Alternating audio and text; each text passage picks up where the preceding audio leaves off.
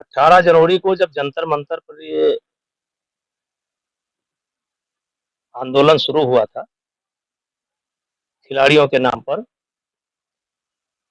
उसी समय जब मुझे मौका मिला था तो मीडिया के सामने ये बात रखी थी कि ये सब झूठ है और षड्यंत्र है, और इस षड्यंत्र के पीछे भूपेंद्र हुड्डा है और कांग्रेस है। और आज वही बात सामने निकल करके आई, षड्यंत्र का पर्दाफाश हुआ। फाइनल जो स्क्रिप्ट लिख करके आई वो कांग्रेस कार्यालय में दिखाई पड़ी। बाकी अब जनता को फैसला करना। तो क्या आप प्रचार करने भी अब जाएंगे? अरे भाई, हम पार्टी अगर कहेगी तो जाएंगे, लेकिन भारतीय जनता पार्टी में नेताओं का अकाल नहीं है। हमारे पार्टी में बहुत बड़े बड़े नेता हैं। अच्छा, इन परिस्थितियों के बीच यदि आपको पार्टी ने वहां से टिकट दिया हरियाणा से, तो क्या? ये सब समय निकल चुका है। ये बहुत दुर्भाग्यपूर्ण है। इन्होंने हमारा नुकसान किया, खेल का नुकसान किया, और जिस खिलाड़ी के सम्मान की यह बात करते हैं, खिलाड़ियों का भी इन्होंने अपमान किया। विशेष करके महिला खिलाड़ियों का इन्होंने अपमान किया। और कांग्रेस जैसी पार्टी लड़कियों का सहारा लेकर के राजनीति करना चाहती है, और लड़कियों का अपमान मैंने नहीं किया है।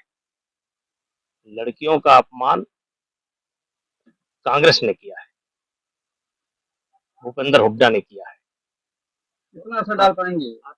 कहने का क्या है, क्योंकि उन्होंने एक बार नारा दिया था कि लड़की वो लड़ सकती है, तो इस तरीके से जंतर मंतर पर लड़ाना। हमारा आशय ये है कि एक दिन ऐसा आएगा जब अदालत का फैसला आएगा कि जिस दिन की ये घटना है उस दिन मैं दिल्ली में हूं ही नहीं, तब ये इस देश की जनता को क्या जवाब देंगे।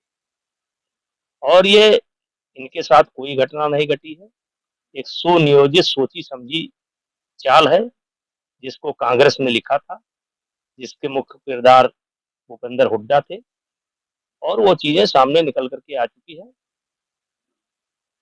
अब जनता को तय करना है। आपने कहा कि केस लड़ रहे हैं, तो आपने क्वेश्चन के लिए भी है कोर्ट में? ये मेरा राइट है, मैं कोचिंग में गया हूँ, कोचिंग में गया हूँ, मेरा राइट है। क्योंकि जितने आरोप हैं निराधार हैं, जो प्रमुख घटनाएं हैं उस दिन मैं दिल्ली में हूँ ही नहीं, हमारा सुना नहीं गया।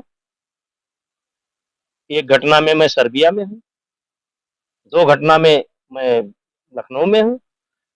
जब घटना में मैं हूँ ही नहीं तो कैसे चलेगा मेरे खिलाफ केस। अब अदालत में गए हैं, अब देखिए अदालत क्या फैसला लेती है। तो आप अपनी उत्तर बताएं कि कब हुआ, कहाँ हुआ, कैसे हुआ? चलिए पुरानी बात। तो नेताजी, अब तो इन लोगों ने एक नए मैदान में कदम रख दिए है, राजनीति के मैदान में। उसको कैसे देख रहे हैं आप? क्या जनता क्या करेगी? अब ये वहां की जनता को तय करना है। ये कहते हैं कि मैं महिलाओं के सम्मान की लड़ाई हम लड़ रहे हैं। नहीं, गलत। आप केवल महिलाओं का अपमान कर रहे हैं, और विशेष करके महिला खिलाड़ियों का अपमान कर रहे हैं। और इस पौने 2 साल के अंदर आपने खेल से जो जुड़ी लड़कियां हैं, चाहे जिस गेम में हो, आपने उनके चरित्र पर सवाल उठाने का काम किया है, और जूनियर खिलाड़ियों का हक मारने का काम किया है। ये कहते हैं ट्रायल, बिना ट्रायल। एशियन गेम्स में बजरंग पूनिया बिना ट्रायल के गए थे कि नहीं गए थे? ये हवाला खिलाड़ियों को देते हैं। मैं इनसे पूछना चाहता हूं कि क्या कुश्ती जगत में ऐसा कोई नियम है कि एक खिलाड़ी एक दिन में 2 वेट कैटेगरी में ट्रायल दे? क्या ऐसा नियम है? उस नियम को किसने तोड़ा? विनेश फोगाट ने तोड़ा। क्या ऐसा नियम है कि वजन के बाद 5 घंटे 4 घंटे तक कुश्ती ना हो? जब आप बोले तब कुश्ती हो। आपने एकदम कैप्चर कर लिया खेल विभाग को। 4 घंटे आपने कुश्ती रुकवा रखी, 10-0 से आप कुश्ती वहां पर हार गई। तब आकर के आपने 50 किलो में ट्रायल दिया। जो कि नियम के विरुद्ध है। उसके बाद भी आप कुश्ती हार रही थी। 5-0 का स्कोर था, 5-1 का या 6-1 का स्कोर था। शिवानी पवार मध्य प्रदेश की रहने वाली एक कुश्ती जीत रही थी, लेकिन आपने हंगामा खड़ा किया। रेलवे के रेफरी आपके सामने झुक गए, सरेंडर कर गए और आपको जिता करके भेज दिया। उस समय भी आपका वजन ज्यादा था और उसी का परिणाम आपको भगवान ने दिया है।